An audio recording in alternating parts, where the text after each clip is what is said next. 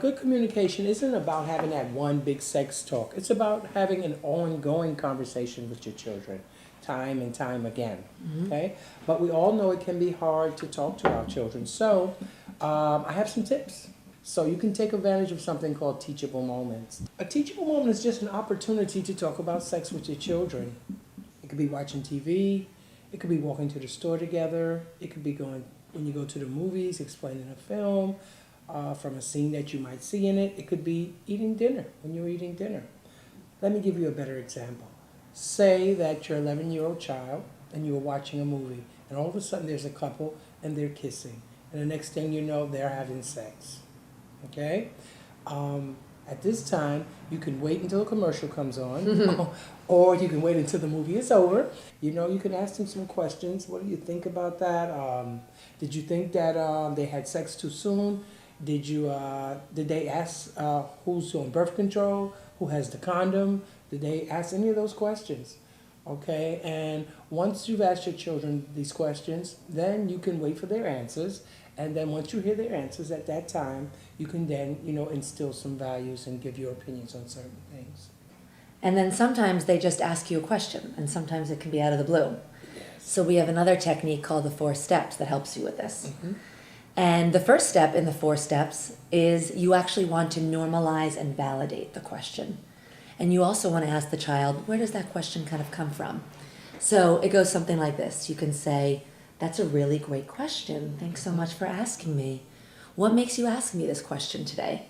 And the most important thing about this step is that you want to kind of ask it in a warm and welcoming, calm tone, so the child knows that you're open to questions about sexuality. And you also want to ask the question, what makes you ask me this today? So you get a little bit of context as to where the question is coming from. And step 2 is about asking the child what they think the answer is. And this step is also really important because it gives you a sense of how much the child already knows and also his or her vocabulary around the issue. And step 3 is that you answer the question honestly and include your values around the issue. And answering honestly is so important. Right. We never want our children to think that they've been lied to or given misinformation. And values, like I said earlier, values are protective, and they keep our children safe and help them make safe choices around sexuality. And decisions, that's right. Yes. And then step 4 is the check-in step. Check-in step that says something like, did that answer your question today? So this ensures that really the child leaves the conversation fully understanding what it is you wanted to share with him or her. So why don't we role play this? Okay. Okay, Let's try. let's do it. I'll be the parent, you want to be the child? Yes, I do. You ready? Yes. Okay. Mommy, can I have a baby? That's a great question. What an interesting question. What makes you ask me that today? Well, I was at Deborah's house, and Deborah's sister just had a baby. And oh, she's so cute, and I love babies. So what do you think? When do you think you can have a baby? When I get big? Yes, when you get big.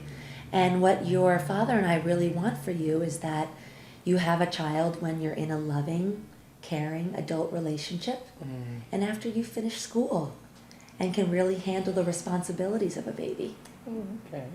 Does that answer your question? Yes, it does. Thank you, Mom. I see I can't have a baby now. Great. So that was an example of the 4 steps. And again, it included one particular family's personal values, but there's no one perfect answer. So other values could include things like when you're married, when you finish school, when you have your own home, when you've found a suitable partner. Exactly. So there's no one perfect answer. But again, values are protective and keep our children safe. So now that Elizabeth and I have shown you some tips on how to make the conversation about sexuality easier, we have some homework for you. That's right. We'd like you today to go home if possible and to actually start these conversations. So for example, if you have a younger child, perhaps you actually want to use the 4-step technique if they ask you a question. Start with the teachable moments. Or start with the teachable moments.